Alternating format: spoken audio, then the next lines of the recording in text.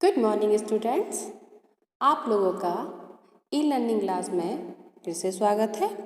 बच्चों, आज हम कक्षा 3 की हिंदी व्याकरण पुस्तक वनिशा का पाठ 4 संज्ञा का अध्ययन करेंगे। इससे पहले हमने भाषा, लिपि, व्याकरण के प्रकार आदि को पढ़ा था। तो आज हम एक नया अध्याय संज्ञा का अध्ययन करेंगे। तो इसको हम शुरू करते हैं। सबसे पहले लिखा हुआ है इसमें, वाक्यों को ध्यान से पढ़िए व समझिए। नीचे कुछ वाक्य दिए गए हैं और उसमें कुछ शब्दों को रंगीन किया हुआ है। तो बच्चों, इनको ध्यान से पढ़ना। मेरा नाम निशु है। मैं कक्षा 3 में पढ़ती हूँ। मेरे विद्यालय का नाम शांति निकेतन है। यहाँ 3 वाक्य हैं। पहला है मेरा नाम निशु है। अब निशु को यहाँ पर रंगीन किया हुआ है। मैं कक्षा 3 में पढ़ती हूँ। 3 रंगीन हो रखा है। मेरे विद्यालय का नाम शांति निकेतन है और इस वाक्य में शांति निकेतन को रंगीन किया हुआ है। उपर्युक्त वाक्यों में रंगीन शब्द निशु, 3 शांति निकेतन किसी व्यक्ति, स्थान, वस्तु के नाम हैं। व्याकरण में नाम को ही संज्ञा कहते हैं। समझ में आया बच्चों? संज्ञा क्या होती है? किसी व्यक्ति, वस्तु, स्थान या भाव के नाम को ही संज्ञा कहते हैं। तो बच्चों, संज्ञा की परिभाषा को आप लोग याद करिएगा। एक बार पुनः मैं इसकी परिभाषा को आपको बता देती हूँ। किसी व्यक्ति, वस्तु, स्थान या भाव के नाम को संज्ञा कहते हैं। अब हम आगे पढ़ते हैं संज्ञा के भेद या प्रकार।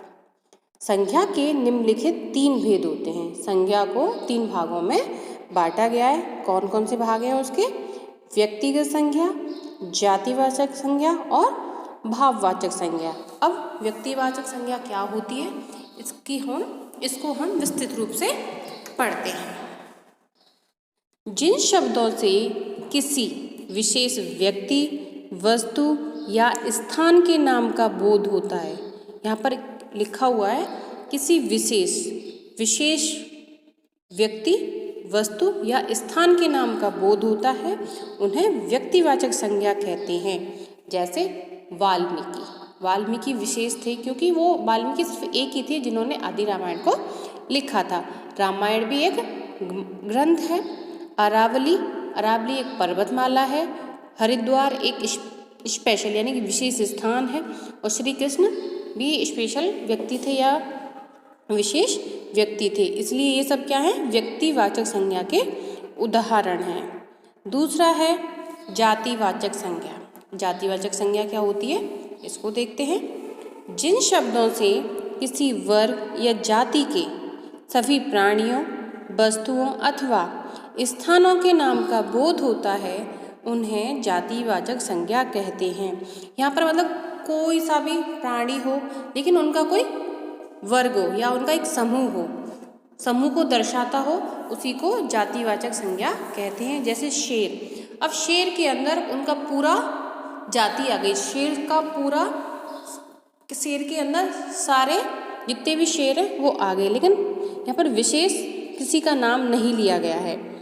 ऐसे घर में सभी घर, लड़की। अब यहाँ पर कौन सी लड़की है हमें ये नहीं पता है, लेकिन लड़की है वो, तो लड़कियों के बारे में बताया जा रहा है कि लड़की है वो। कौन सी है हमें ये नहीं पता है, वहाँ पे विशेष नहीं है। तो यहाँ पर ये क्या हो गई? जातिवाचक संज्ञा हो गई। ये किसी वर्ग या जाति के समूह का भेद करते हैं यहाँ पर।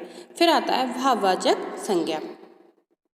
जिन शब्दों से किसी व्यक्ति, वस्तु या स्थान के गुण, भाव, दशा या अवस्था का बोध होता है, उन्हें भाववाचक संज्ञा कहते हैं। जैसे वीरता, बुढ़ापा, खटास, मिठास, सच्चाई आदि। और एक विशेष बात ये है कि जो भाव होते हैं उनको हम देख नहीं सकते, उनको सिर्फ फील कर सकते हैं, उनका अनुभव कर सकते हैं हम। जैसे कौआ प्यासा है। अब कौआ प्यासा है, हम इसको कैसे समझेंगे? वो पानी पी रहा होगा, इधर उधर पानी के लिए घूम रहा होगा तो हम उसको अनुभव करेंगे कि शायद ये कौवा प्यासा है। किसी बूढ़े व्यक्ति को हम देखेंगे तो हमें लगेगा कि उसका बुढ़ापा आ चुका है। इसी तरीके से भाववाचक संज्ञाओं की रचना कैसे होती है अब हम ये देखेंगे। भाववाचक संज्ञाओं की रचना निम्नलिखित 4 प्रकार के शब्दों से की जा सकती है। जातिवाचक संज्ञा से, सर्वनाम से, विशेषण से और क्रिया से। ये 4 प्रकार के शब्द कौन कौन से हैं? जातिवाचक संज्ञा, सर्वनाम, विशेषण और क्रिया। इनसे भाववाचक संज्ञाओं का निर्माण होता है। कैसे होता है सब देखते हैं। सबसे पहले है जातिवाचक संज्ञा से भाववाचक संज्ञा का बनना। जातिवाचक संज्ञा है बच्चा, तो बच्चा से जो भाववाचक संज्ञा बनेगी वो क्या बनेगी? बचपन। व्यक्ति से बनेगी व्यक्तित्व, भक्त से बनेगी भक्ति, शत्रु से बनेगी शत्रुता, बालक से बालकपन, माता से मातृत्व, नौकर से नौकरी, पशु से पशुता। अब आगे है सर्वनाम से भाववाचक संज्ञा का बनना। सर्वनाम दे रखे हैं एक तरफ और एक तरफ भाववाचक संज्ञा दे रखी हैं। तो सर्वनाम है यहाँ पर अपना, अपना से भाववाचक संज्ञा बनती है अपनापन।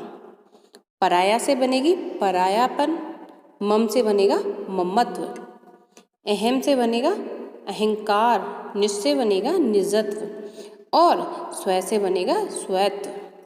अब आगे विशेषण से भाववाचक संज्ञा कैसे बनती है ये देखते हैं। सरल से सरलता, हरा से हरियाली, अच्छा से अच्छाई, गरीब से गरीबी। सरल, हरा, अच्छा, गरीब, ये सब क्या है? विशेषण शब्द हैं ये। और इनसे जो भाववाचक संज्ञा बन रही है वो कैसे बन रही है मैं आपको बता चुकी हूँ। ऐसे ही कठिन से कठिनाई, सच्चा से सच्चाई, गहरा से गहराई और मीठा से मिठास। अब नेक्स्ट है क्रिया से भाववाचक संज्ञा का बनना। क्रिया है पढ़ना, चलना, लिखना, जगना, ये सारी क्या हैं? क्रिया हैं। अब क्रिया से भाववाचक संज्ञा कौन सी बनती है? पढ़ना से बनेगी पढ़ाई, चलना से चाल, लिखना से लिखाई, जागना से जागरण और जीना से जीवन, उड़ना से उड़ान, हंसना से हंसी और सीना से सिलाई। तो बच्चों ये संज्ञा का अध्याय जो था वो आज समाप्त हो गया है और मैं आशा करती हूँ कि आपको ये पाठ समझ में आया होगा। तो एक बार पुनः हमने इस अध्याय में क्या पढ़ा इसको हम देखते हैं। किसी व्यक्ति, वस्तु, प्राणी, स्थान या भाव के नाम को संज्ञा कहते हैं। संज्ञा के 3 भेद होते हैं, व्यक्तिवाचक संज्ञा, जातिवाचक संज्ञा और भाववाचक संज्ञा। भाववाचक संज्ञाओं की रचना 4 प्रकार के शब्दों से की जाती है। जातिवाचक संज्ञा से, सर्वनाम से, विशेषण से और क्रिया से। तो बच्चों आप इस पाठ को घर पर रहकर अच्छे से पढ़ना और अपना ध्यान रखना। धन्यवाद।